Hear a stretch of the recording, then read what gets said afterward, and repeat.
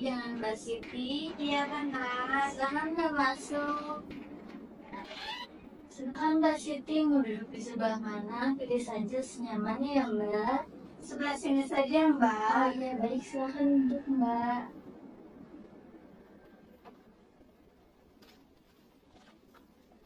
Baik Mbak, perkenalkan nama saya Siti Maisara.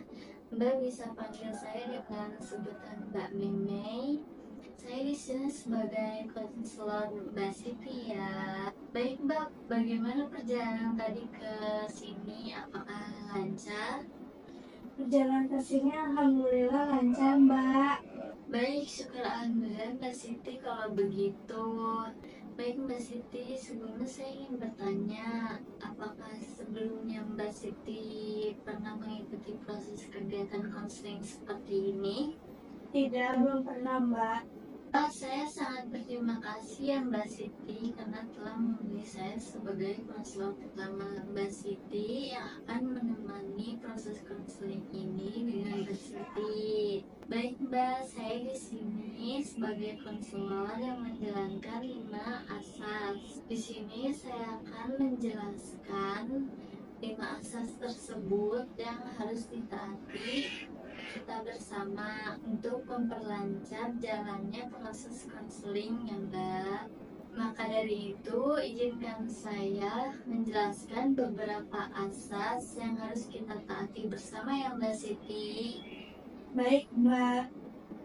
Baik Mbak Siti, di sini saya akan menjelaskan beberapa asas ya.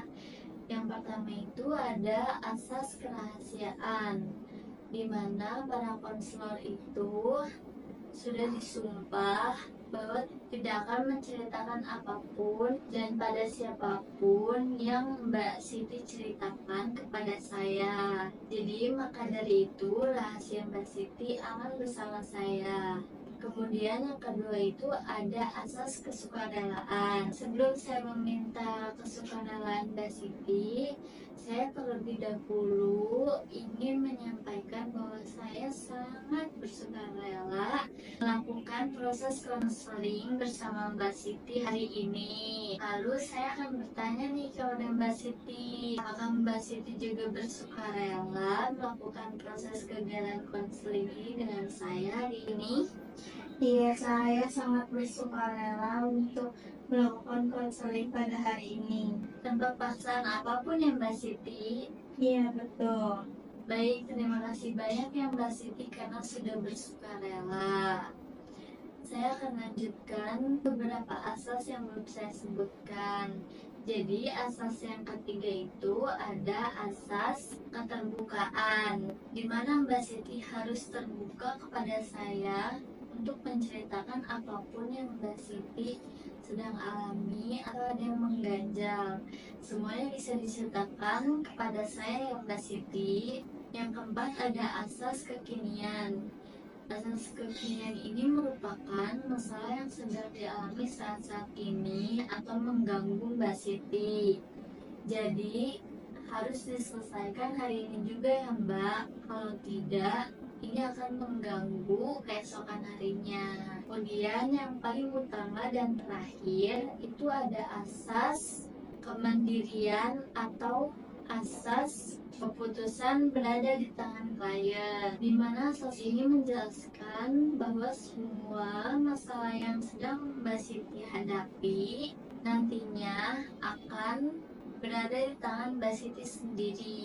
Saya tidak akan memaksakan apapun. Jadi maka dari itu, mari kita mencari jalannya bersama-sama. Baik, tadi saya sudah menjelaskan beberapa asas yang harus kita taati bersama ya Mbak Siti. Dari penjelasan saya tadi, mungkin ada yang ingin Mbak Siti tanyakan atau ada yang tidak Mbak Siti mengerti?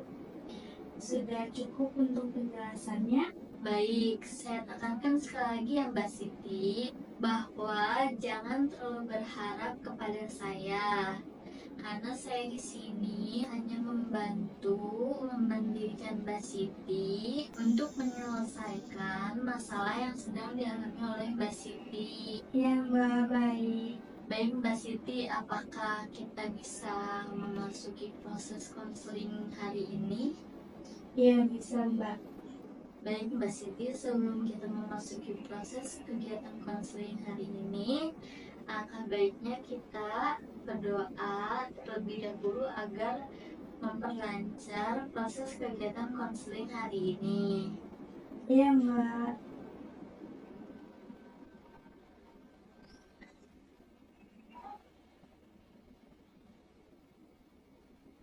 Baik Mbak Siti, kira-kira apa yang akan kita perbincangkan atau apa yang akan Mbak Siti ceritakan kepada saya hari ini?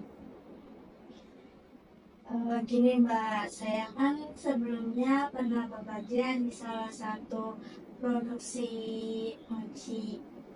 Itu tuh produksi makanan-makanan ringan yang dijual dan dijual. Lalu saya masuk kerja itu pada bulan September. Di bulan September saya bekerja. Salah satu minggu setelah saya training, saya menguasai semua yang diperintahkan oleh bos saya. Tetapi menjelang 2 bulan atau 3 bulan, mendekati 3 bulan, saya membuat kesalahan kecil. Kesalahan itu saya lakukan dengan tidak sengaja. Dari situ bos saya yang tadinya baik-baik saja dengan saya langsung mengeluarkan sikap aslinya, yaitu dengan menegur saya dengan bahasa yang cukup menyakitkan hati saya. Lalu setelah kejadian itu saya berusaha mencoba memperbaiki diri saya agar lebih baik lagi semaksimal mungkin. Oke, baik Mbak Siti. Apakah bisa diceritakan lebih dalam atau lebih lanjut yang sedang Mbak Siti alami? Lalu dari setelah kejadian itu saya akhirnya memperbaiki diri saya agar bisa lebih baik lagi. Tetapi semakin kesini bos saya memperlakukan saya dengan tidak baik, yaitu dimana ketika saya istirahat yang peraturannya itu di sejam, tetapi malah dipergunakan hanya beberapa menit saja. Dan juga jika saya ada lemburan tersebut yang aturan dibayar hari itu juga, tetapi jarang dibayar hari itu juga.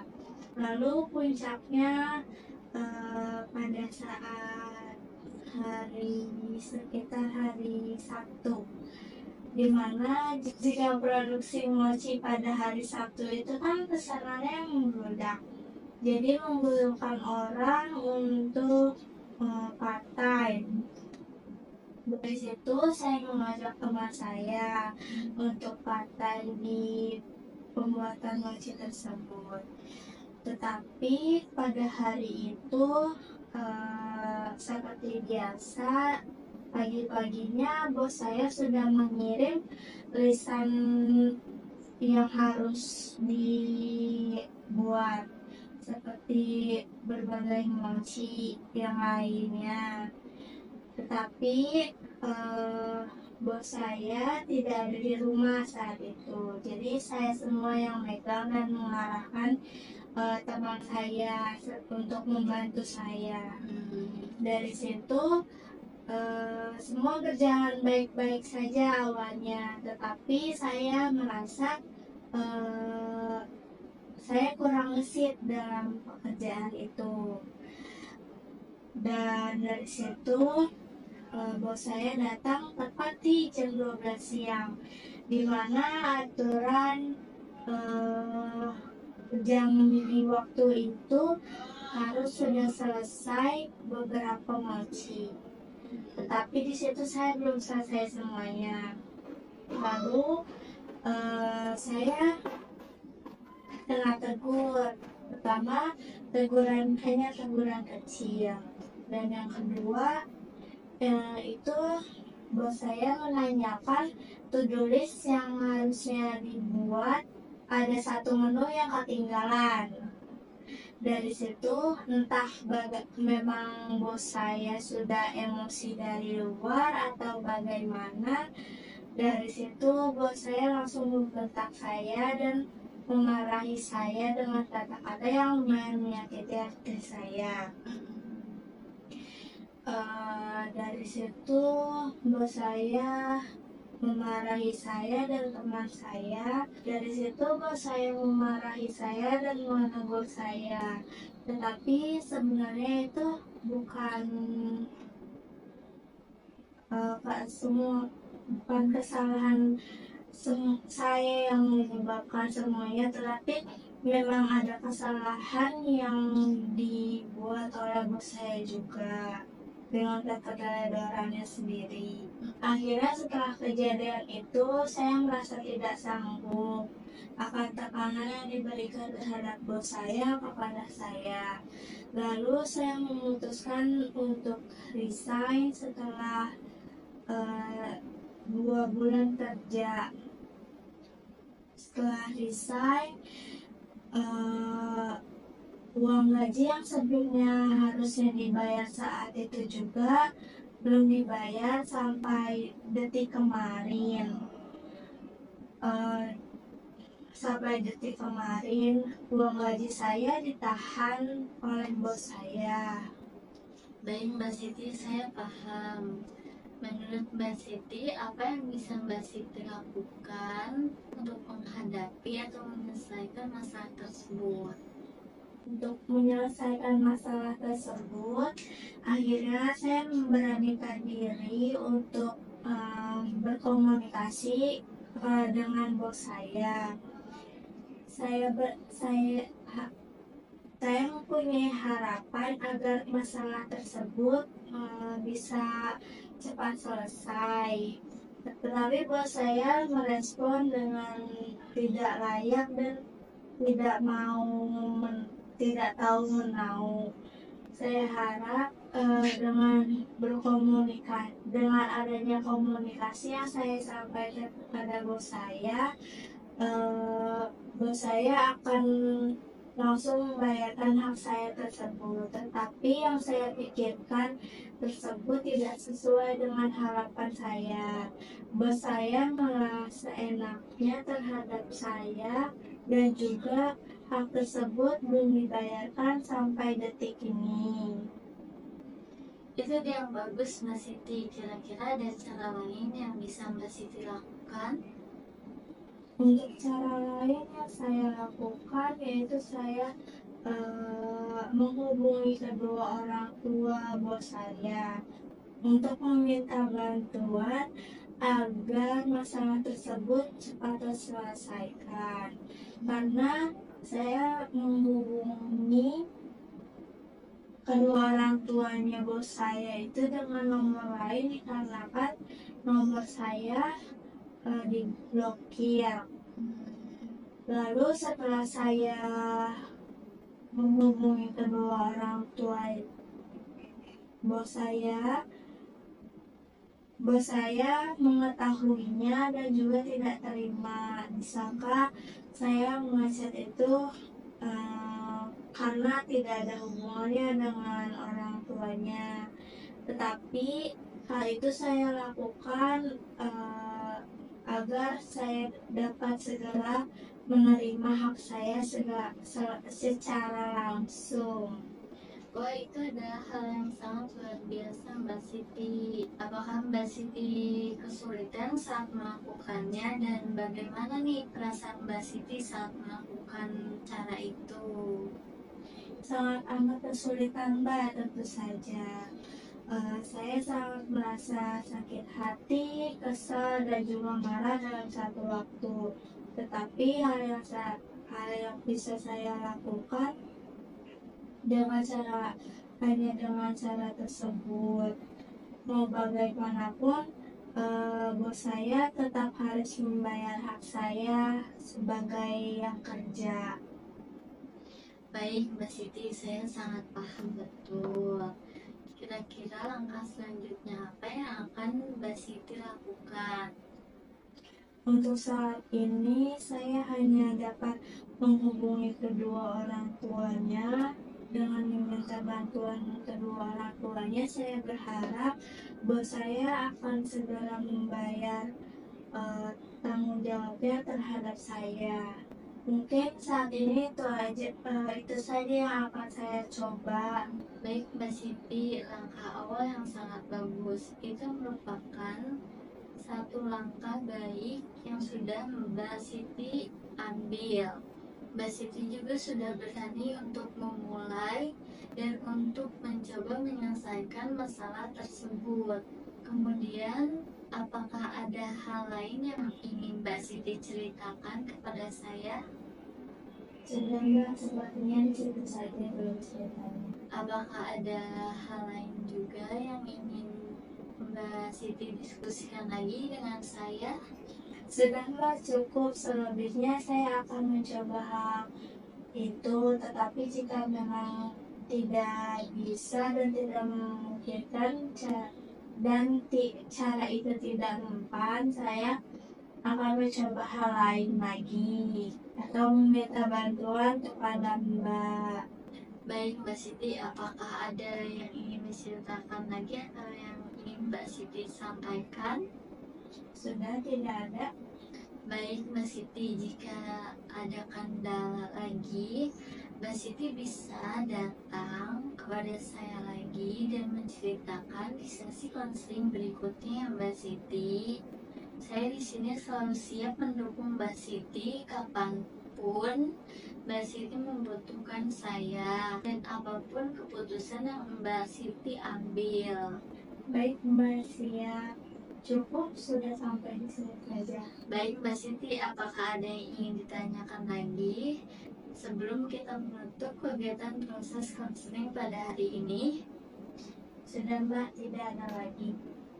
Baik, jika tidak ada, mari kita tutup kegiatan proses konseling pada hari ini dengan membaca hamdalah ya Mbak.